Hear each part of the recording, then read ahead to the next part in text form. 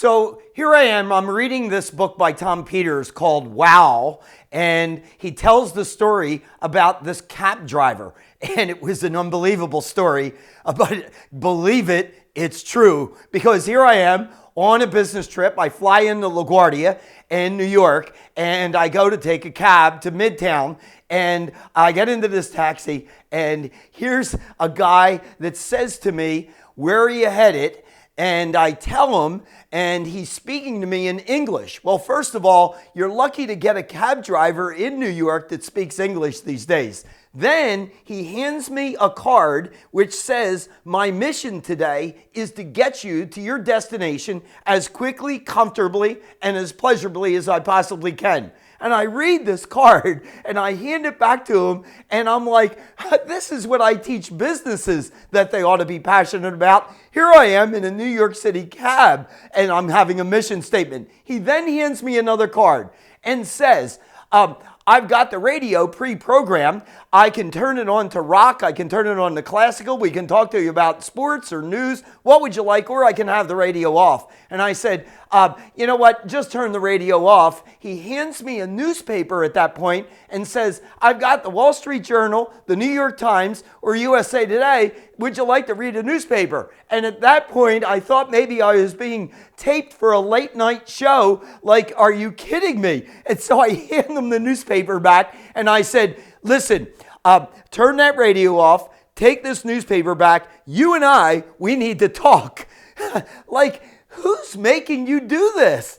Is this like standard operating procedure with taxis in New York these days? And he starts laughing and he says, "Oh no, you kidding me? Yeah, you get in a cab in New York these days, you're lucky to find a guy that speaks English."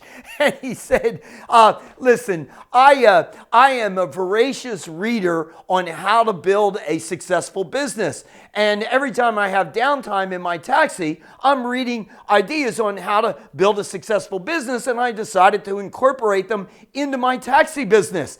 And so he said, "Hey, by the way, would you care for a snack?" And he hands me a little basket with those little bags of pretzels that peanuts that you might get on an airline.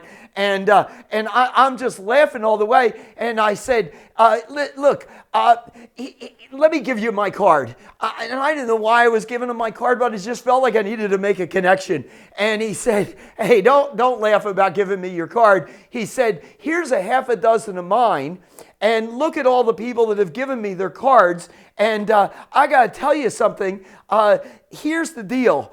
What I just did with you today in picking you up was a very unusual thing for me." And I'm going, "No kidding, unusual? It's about the only time I've ever seen it in a taxi." And he said, No, what I mean is that I rarely have to wait in line. And I waited in line for an hour and a half, but I was doing my reading. But I rarely wait in line. I do all of my business by referral and repeat business. And what happens is this. You know the guys that hold a sign up in the baggage area with your name on it? Well, that's me. And you take my card, give it to other people, call me, tell me when you're coming in, tell me the airport, tell me the flight, and I'll be there. And that will be terrific for you and awesome for me because I won't have to wait in that hour and a half line. Well, we're having this whole conversation, and I'm being taught sales on the way to my appointment in Midtown. I get out of the taxi, first time I've ever gotten there earlier than what I wanted. I didn't want to leave the guy. And as I'm getting out of the taxi, I felt like I had to pay for my education. I'm going to give him a big tip. And as I did, I said, "By the way, here's a huge tip. I love you. I got to ask you, you got to be killing them on tips, huh?" And he said, "Killing them on tips?" He said, "Listen, you already told me that you speak, and you told me that you're going to tell people about me in your audiences. Well, if you do that, I want you to understand one thing. Tell them I'm killing them on tips." Last year, I was over $30,000 in tips. But don't leave it at that. Make sure that you leave it with this. Tell them I did it not for the money, but to be the best cab driver in the world. Wow, that's raising the bar. We could all benefit from that.